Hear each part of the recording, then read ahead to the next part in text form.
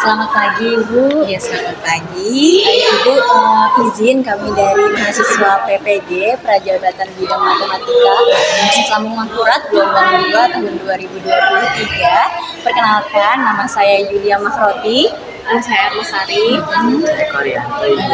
Izin meminta waktu Ibu untuk wawancara, bisa Ibu? Oh iya, bisa.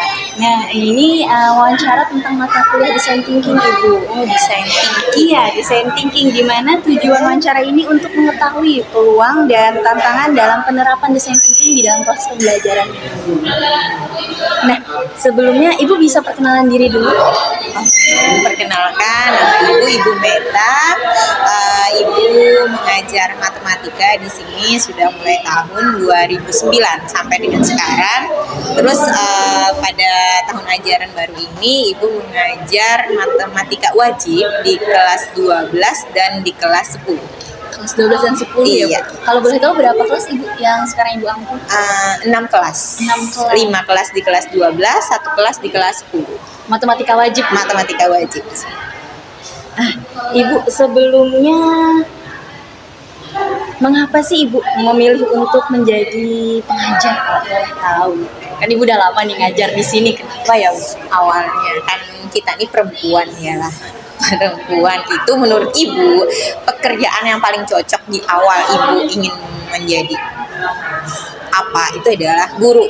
Karena pada awal pertama kali pemikiran Ibu itu yang ibu rumah tangga, seorang istri itu setelah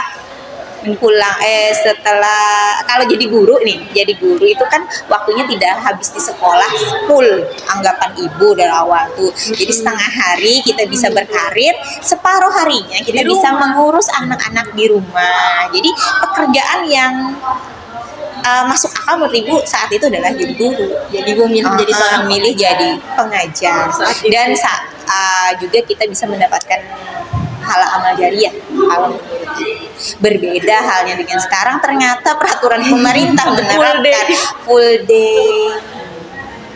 Jadi apakah masih sesuai ekspektasi? Iya, tidak sesuai ekspektasi ibu dari awal, tapi kita belajar gimana caranya kita tetap menjadi istri dan ibu yang baik, tetapi juga menjadi pengajar yang bisa menjadi teladan bagi anak-anak kita.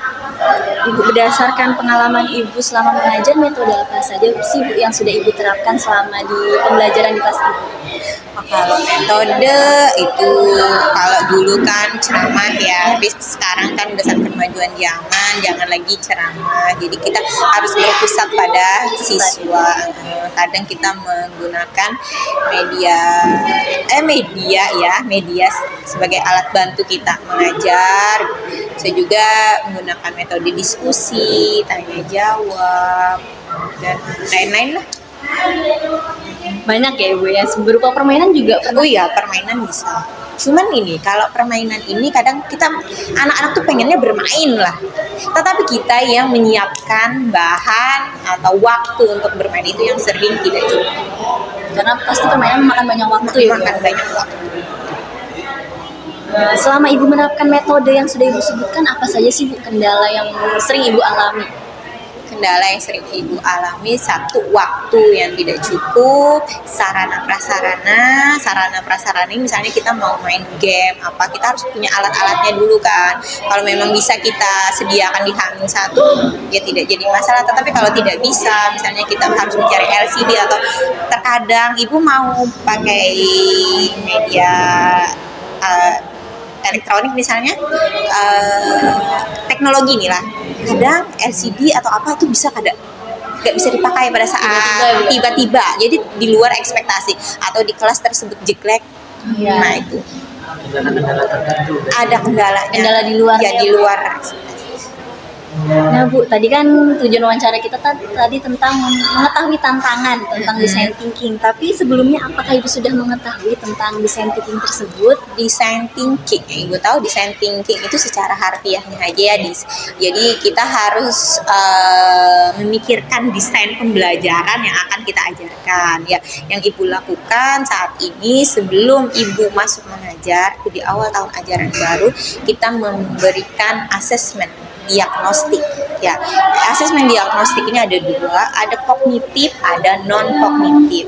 Kognitif supaya kita tahu setingkat pengetahuan mereka untuk materi tersebut atau materi prasyaratnya itu sudah sampai mana. Sama yang non kognitif itu supaya kita tidak saklek memberi nilai. Oh ini misalnya nilainya rendah, oh ini orangnya ada pintar, bukan. Tapi kita harus mencari latar belakang kenapa mereka tidak bisa matematika. Nah, kalau sudah kita punya hasil asesmennya itu kita analisis. Jadi seperti apa perangkat pembelajaran yang cocok untuk anak di kelas tersebut.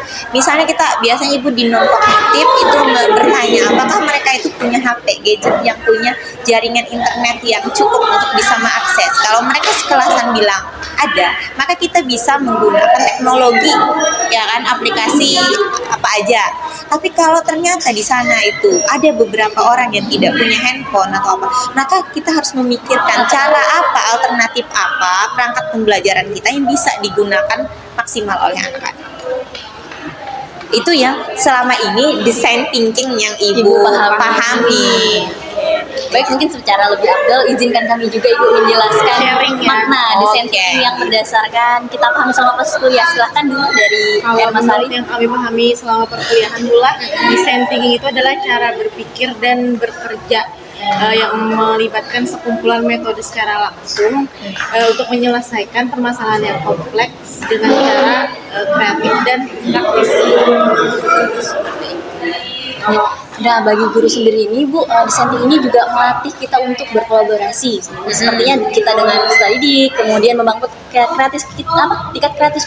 Ya, tingkat kreativitas kita yang kayak menyusun tadi permainan interaktif ya, dan itu membangun ya tingkat kreativitas kita. Dan juga kita juga disuruh itu Bu, melakukan eksperimentasi untuk menghasilkan produk atau solusi yang relevan bagi peserta didik seperti itu. Silahkan, kalau desain thinking ini juga terdapat 5 fase Bu. Nah, fasenya itu bisa dijelaskan oleh Faryanto sendiri. Jadi mungkin sebenarnya tahap-tahap atau fase-fase ini sebenarnya kalau dari yang dengar tadi itu sudah dilakukan sebenarnya sama Ibu. Cuman mungkin tidak menyadari bagiannya mana-mana aja gitu. Ada yang fase pertama itu Ibu, ada fase empathize atau empati. Empati. Iya, nah fase empati ini kita menggali bisa jadi latar belakang peserta didiknya. Iya, asesmen tadi. Iya, itu tadi salah satu Asesmen non contohnya. kognitif ya. Iya, betul. Empati ya. Iya, betul.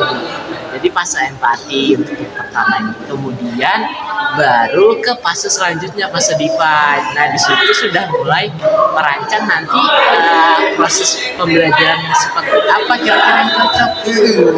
Nah, itu kayaknya sudah dilaksanakan sebenarnya.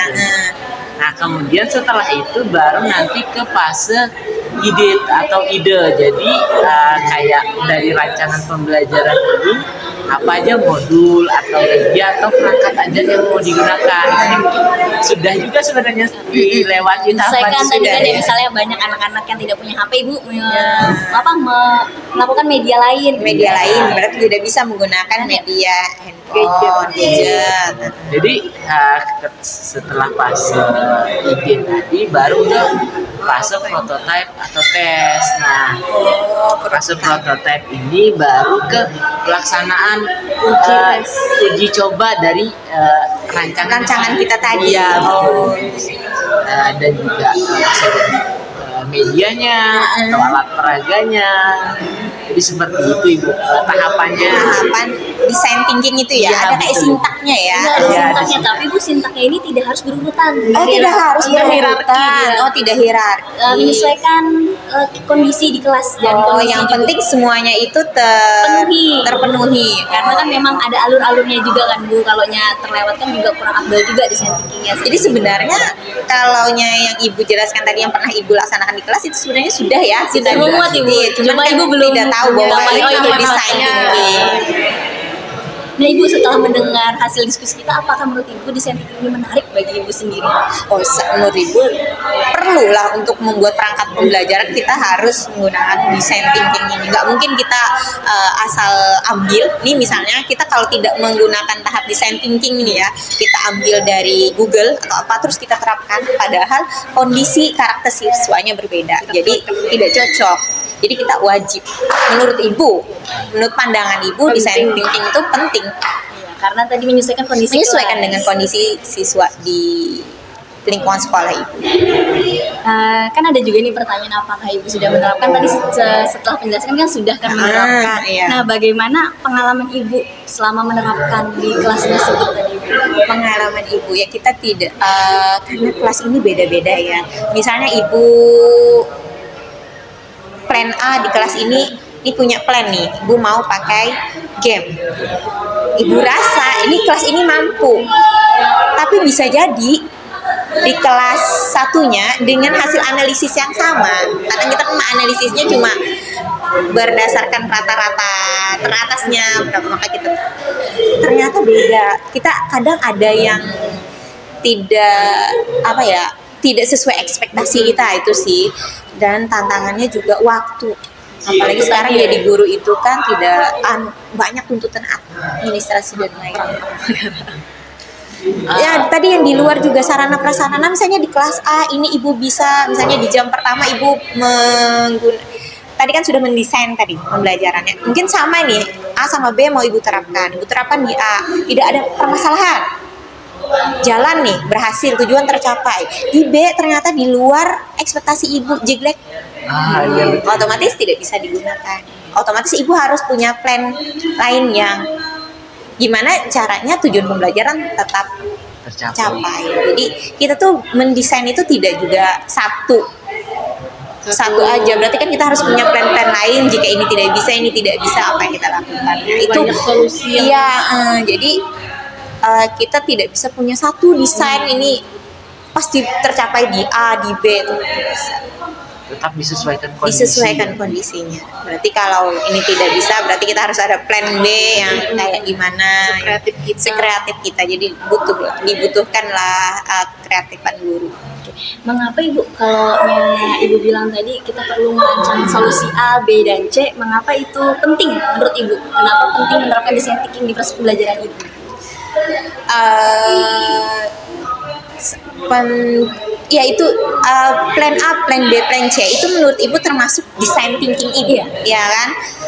Penting supaya tujuan pembelajaran itu tetap tercapai, karena kan kita mengajar di kelas itu punya tujuan pembelajaran. Apa gunanya kita masuk kelas kalau tujuan pembelajaran kita tidak tercapai? Jadi kita itu harus punya design thinking yang plan A, plan B, plan C.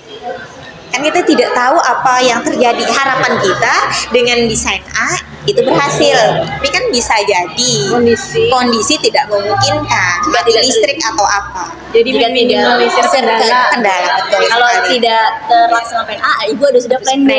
Nah, karena kita tuh perlu banyak plan, berarti otomatis kita perlu banyak waktu untuk mendesain itu. Jadi itu tadi tantangannya adalah waktu. Nah, Ibu juga tadi membahas tentang tujuan pembelajaran. Apakah tujuan pembelajaran yang Ibu laksanakan ini sudah berdasarkan pemahaman Ibu terhadap tingkat kesulitan peserta didik Ibu? Tingkat kesulitan peserta didik. Iya, tujuan kita kan tadi ada asesmen.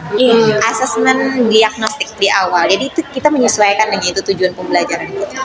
Kalau memang di kelas itu ternyata kognitif mereka itu rata-rata di bawah, otomatis tingkat kesukaran dari tujuan pembelajaran itu kita kurangi.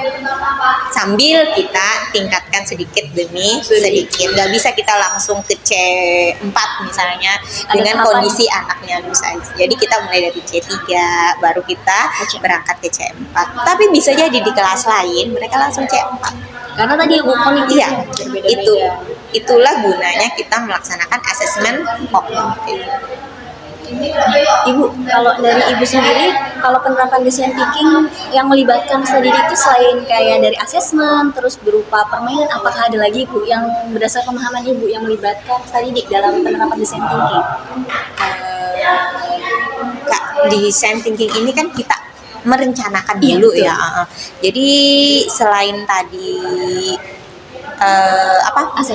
asesmen itu tahu bisa jadi kita wawancara dengan siswa, gaya belajarnya kayak apa nak yang menurut kalian itu mudah dipahami atau apa, itu bisa. Atau kadang juga tidak hanya dengan anak, ibu bisa jadi mencari referensi dengan beberapa guru Saling diskusi ya, satu sama lain. guru mapel matematika. Itu kami biasanya berdiskusi gimana caranya, ini aku ada kendala ini, biasanya kalian kayak apa caranya itu kami saling bertukar pikiran. Biasanya di kombel juga dibahas.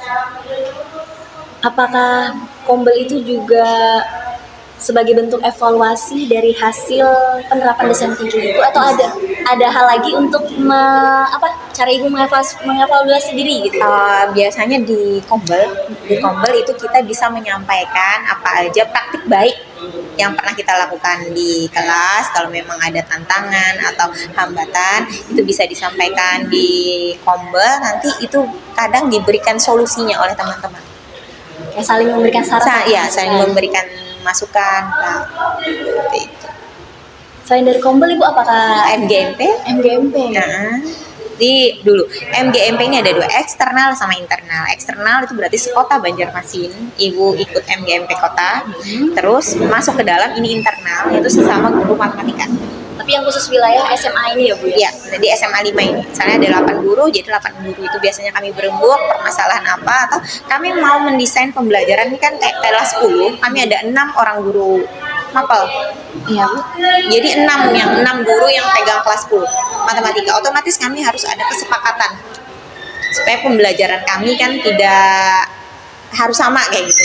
Jadi itu merupakan tahap desain juga, kami melakukan desain thinking di awal, tapi sesama guru mapel dulu. Kan dari TP itu dari CP dari pemerintah. CP dari pemerintah itu tidak bisa diubah. Jadi yang boleh berbeda antara sekolah satu dengan sekolah lain itu di TP. ATP itu sih. Iya, ATP itu guru sendiri yang membuatnya. Jadi karena kami ada 6 guru mapel kan, jadi kelas 10, maka kami 6 guru mapel itu berembuk. Dari CP ini mau diuraikan TP-nya tuh apa aja, kami harus sama satu suara. Gimana itu termasuk menurut ibu itu termasuk salah satu design thinking untuk kami ke depannya di kelas 10 mengajar apa, merumuskan itu dulu. Kami kesepakatannya tadi kan, oh ini ternyata Bu, wawancara. Jadi potong. Jadi, nah itu design thinking tetapi sesama guru mapel. Iya. Sebelum kami masuk ke design thinking yang di dalam kelas, kami harus ada dulu kesepakatan kelas 10 ini mau arahnya kemana. Kelas 10 ini materinya sangat banyak. Jadi gimana caranya supaya kami ini tidak keteteran, tetapi anak pun tetap menyukai matematika. Kayak dikejar tuh Bu. Iya, karena melihat ini kan evaluasi nih berdasarkan pengalaman sebelumnya. Kayaknya kenapa kita tidak sampai ke peluang? Adakah yang ternyata kelebihan misalnya? Seharusnya mungkin jadi kami baca lagi CP. Oh ternyata di CP ini cuma sampai memperkenalkan aja, nggak perlu sampai masuk ke dalam. Jadi cukup misalnya kita kan masing-masing membaca CP ini. Jadi pandangan setiap orang membaca CP itu beda-beda. Jadi bukan misalnya hanya sama tadi. misalnya orang membaca CPA itu dari A sampai Z ya. Tapi coba baca lagi. Jadi perlunya berembuk kami 6 orang tadi tuh. Oh iya ternyata ini sampai sini aja. Jadi dibatasi misalnya. Misalnya 1 sampai 10 kita cukup 1 sampai 3 itu sudah memenuhi CP. Kecuali ada waktu, oke lah sampai 10. Nah itu. Berarti itu pas define itu. Pas saya define. Rumusan tujuan. Merumuskan tujuan. Ibu lanjut Bu ya. Iya. Nah, tadi sudah Ibu menyampaikan evaluasi hasil penerapan desain thinking-nya. Nah, di sini apakah Ibu merasa pengalaman menerapkan desain thinking tersebut penting untuk dibagikan kepada yang lainnya? Penting menurut Ibu, apalagi misalnya ini kan kurikulum Merdeka ini tidak semua sekolah menggunakan kurikulum Merdeka ya, karena kami sekolah penggerak otomatis kami pertama Ya, pelopor ya. Jadi kadang beberapa teman ibu yang di daerah yang mereka mau menerapkan itu kadang bertanya dulu, apalagi kan kayak fase F itu kalau Pak kan dia ada 2 fase ya di SMA-nya, ada fase E sama fase F. Di fase E itu habis 1 tahun di kelas 10. Itu mungkin tidak ada masalah untuk sekolah lain. Karena kan ini fase E, ini CP-nya habiskan dalam 1 tahun. Mungkin sama semua sekolah materinya. Paling yang ada yang tertukar kayak itu aja. Nah, di fase F ini yang biasanya kadang-kadang sekolah lain itu agak bermasalah kalau mereka belum menerapkan kurikulum baru aja misalnya. Nah, kalau di fase F ini CP-nya kan ada nih, CP. Anggapnya CPA sampai CP-nya ada 4, misalnya ABCD. Itu wajib diselesaikan selama 2 tahun. Fase F tadi Bu ya? Iya, 2 tahun. 2 tahun ini terserah Mau pembagiannya gimana, kita yang ngatur. Jadi bisa jadi buku Kemdikbud beda dengan yang diterapkan di sekolah. Karena kan nggak apa-apa. Yang penting dalam 2 tahun sama yang dicapai CP itu. Tertukar nggak apa-apa. Misalnya CP itu ada ABCD, SMA 5 menerapkan di kelas 11 itu AB, 12 CD. Di kelas lain, di sekolah lain aku nggak bisa AB, aku AC. Sisanya kelas 12 BD, nggak jadi masalah. Yang penting dalam waktu 2 tahun habis semuanya. Atau mau di sekolah lain aku kelas 11 ini ABCD aku habiskan, kelas 12 santai pengayaan aja lagi, silakan. Tapi kasihan siswanya Bu ya. Itu merdekanya. Yeah. Artinya kita sebagai guru bebas mau menentukan tujuan pembelajaran, yang penting disesuaikan dengan karakter siswa di sekolah tersebut. Kalau misalkan siswanya memang kemampuannya tinggi, berarti nggak masalah. Nggak jadi masalah mau dia ABCD. Misalnya kita kan anaknya ini ternyata di luar ekspektasi kita kecerdasannya. Ya, sudah habis B, bisa ABCD kelas 3 pengayaannya lagi. Tapi itu harus ada kesepakatan antara guru pengajar kelas 11 dan guru pengajar kelas 12. Harus sama selesainya kan Bu ya? Kalau kelas 10 tadi kan kami cuma berenam nih. Iya. Tapi kalau untuk yang 11-12 itu kami berembuk juga. Banyak. Iya. Aku nanti nyambungnya di kelas 12 ini, di kelas 11 sampai sini. Makanya kami ini estafet kok. Ada boleh sampai kelas 12, kada tahu kelas 11-nya stop sampai mana. Seperti itu. Oke, baik Ibu, mungkin itu Bu yang bisa menjadi topik wawancara kita hari ini. Terima kasih banyak untuk waktunya. Mohon maaf jika mengganggu waktu Ibu. Santai. Ya, Biasa saja. kami tutup. Bila topik hidayah. Wassalamualaikum warahmatullahi wabarakatuh. Waalaikumsalam warahmatullahi wabarakatuh. Semoga bermanfaat. Terima kasih.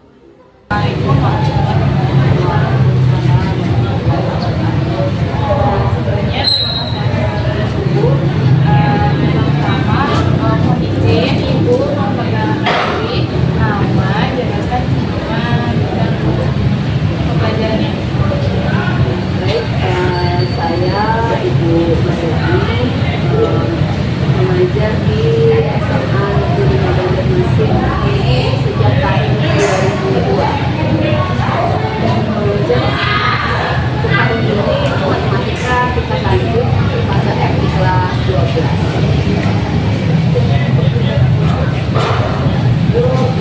Tugas tambahan di sekolah selain mengajar itu sebagai wakil kepala sekolah bidang sarana prasarana. Jadi wawancara ini kami lakukan untuk memenuhi tugas mata kuliah dalam wawancara ini ada 2 pertanyaan Ibu, ada pertanyaan sama kunci. Jadi yang pertama pertanyaan kira-kira mengapa Ibu memilih untuk menjadi Jadi yang pertama kenapa milih sebagai pengajar adalah kami mencatat tentang orang tua sendiri yang belum belajar memang seorang guru.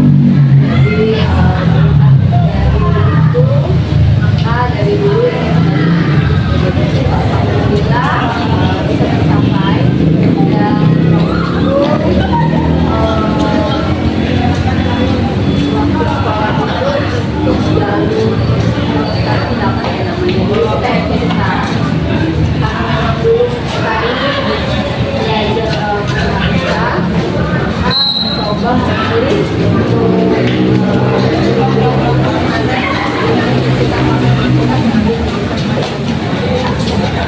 pilihan keduanya masih juga oke alhamdulillah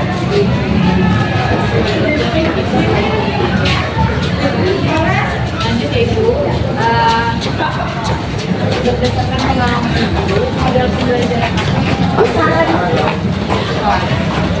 model pembelajaran yang sudah kita kelola sebenarnya model pembelajaran kooperatif. Jadi berbagai macam model pembelajaran kooperatif itu kita coba di antaranya misalkan seperti THT, kemudian Pusat, kemudian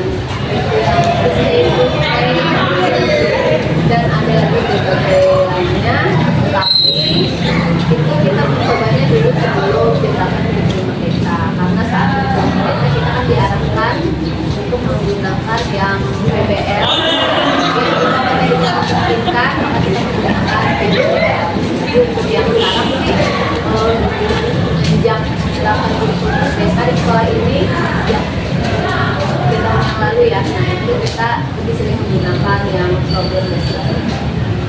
Baik, tadi kan udah Ibu jabarkan nih model pembelajaran yang sering Ibu terapkan. Nah, apa kendala yang jadi Ibu untuk menerapkan model ini? Jadi kalau kita mau masuk kelas ini siap dengan perencanaan ya. Nah jadi kalau kita sudah menentukan model pembelajaran yang akan kita gunakan, tentunya kita merancang perangkatnya sendiri sesuaikan dengan model yang kita pilih. Nah itu perlu waktu, perlu referensi juga. Kemudian apabila itu pertama kali digunakan, mungkin siswanya juga bingung di kelas. Makanya kita harus memberikan gambaran dulu step-stepnya seperti apa. Jadi kalau mereka pertama kali menggunakan misalkan model yang TS tadi, Tuesday, mungkin waktu yang sudah kita alokasikan ada bagian mana yang mungkin karena mereka masih penyesuaian itu tidak sesuai dengan perencanaan. Tapi kalau memang untuk pertemuan berikutnya kita menggunakan model pembelajaran itu lagi, mungkin mereka bisa sudah familiar sehingga bisa lebih cepat untuk melakukan step-step apa yang sesuai dengan perencanaan. Lanjut Ibu, sebelumnya apa Ibu mengenal Desain itu mendengar ya, cuman kan mempelajari secara langsung tidak. Jadi ilmu saintifik itu ada 5 tingkatan. Yang pertama yang tadi merasakan apa yang siswa rasakan, masalah apa, kebutuhan apa yang mereka butuhkan. Yang kedua itu menggali masalah mereka tadi.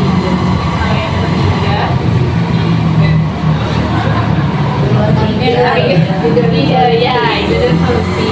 Kalau yang keempat mengidentifikasi ide tersebut. Yang kelima mencoba. Terus ini kalau menurut Ibu sendiri desain thinking itu Jadi kalau ini sepengetahuan pula, desain thinking itu kan proses dalam memecahkan masalah dalam pembicaraan masalah yang sebenarnya masalahnya itu kalau dalam pembelajaran bersumber dari siswa terhadap kondisi saat pembelajaran.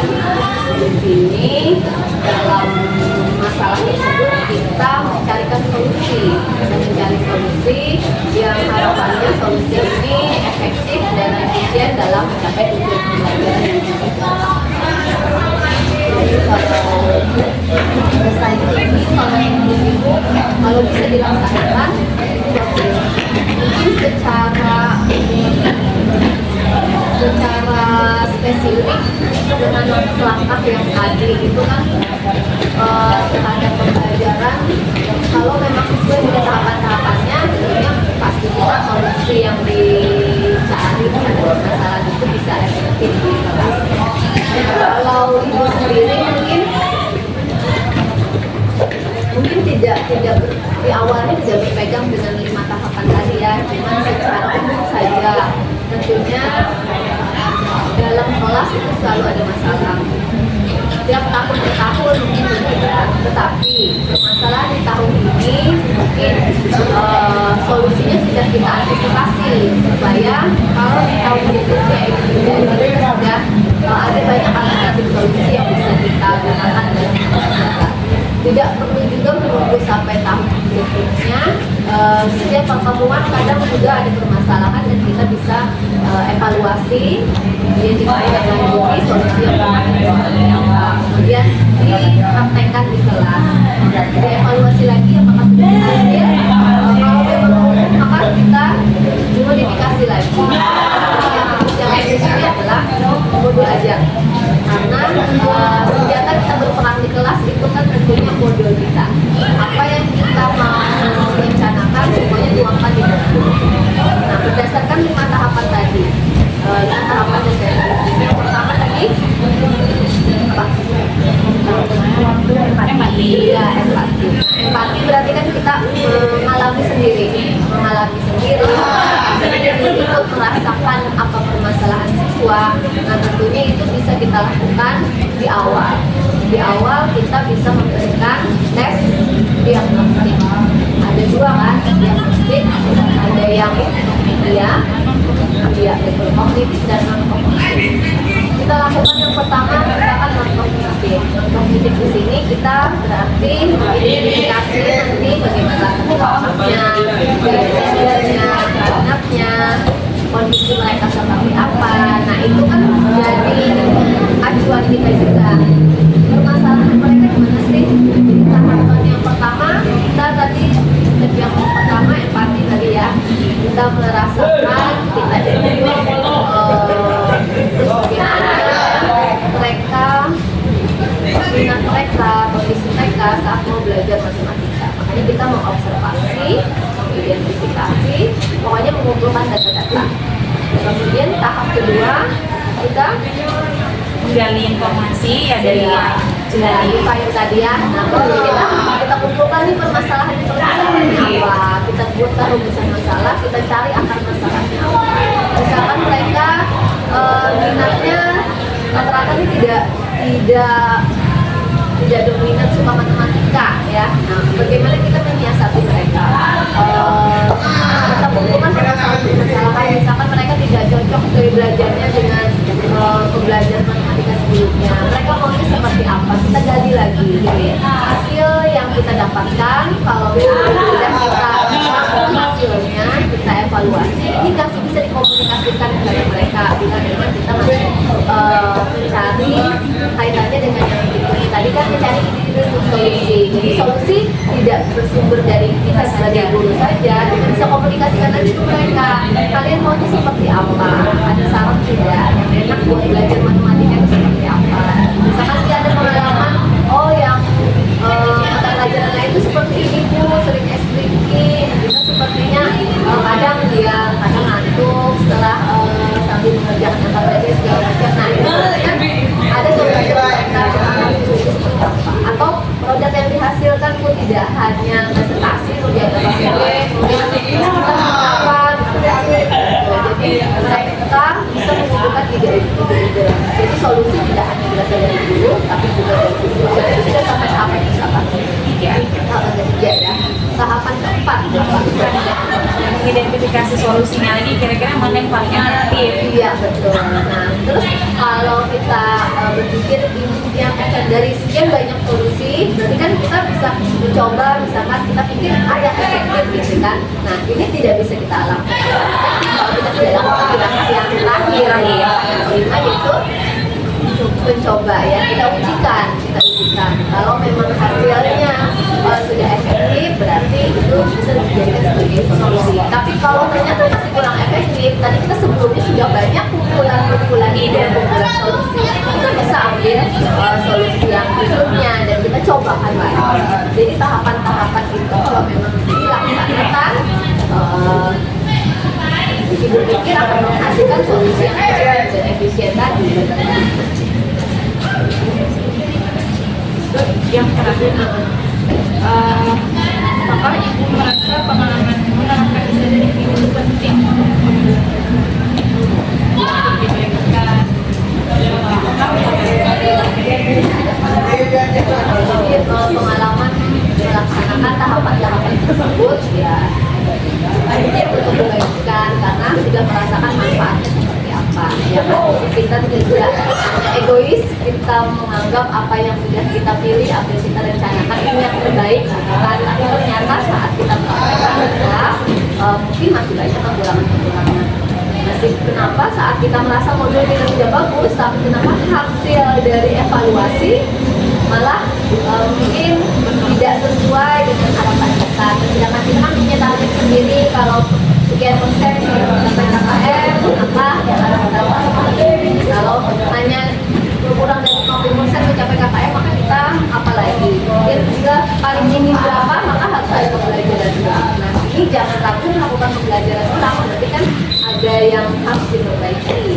Bisa saja jadi pernah itu melakukan hal ini, melakukan pembelajaran ulang, tapi tidak sesuai dengan yang kita targetkan. Nah, tentunya pembelajaran ulang ini harus ada yang dimodifikasi dari apa yang sudah kita rencanakan.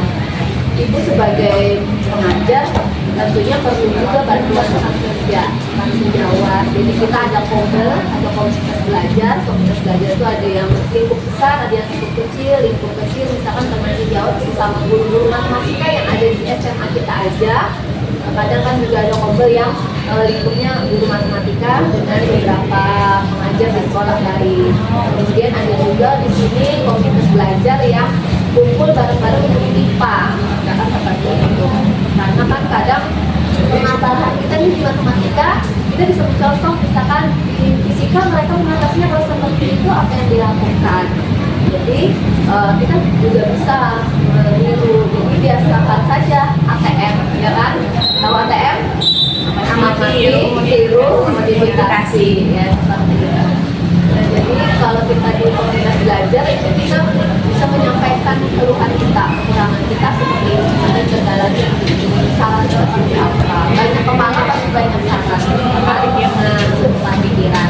Sehingga dengan masukan-masukan dari beberapa kepala menyarankan seperti apa, kita yang tahu mana yang memungkinkan untuk kita laksanakan, kita modifikasi modul kita, strategi yang dipilih seperti apa, kemudian dipraktekkan di pembelajaran. Nanti hasil dari pembelajaran saat pembelajaran lagi hasilnya seperti ini, kekurangannya masih di mana, nanti ada lagi masih ada. Jadi untuk komunitas belajar itu sangat penting. Nah, sekarang di sekolah ini dirutinkan pertemuan komunitas belajar. Terima kasih atas waktunya. Ya, semoga bermanfaat ya. Mohon maaf kalau segala kekurangannya.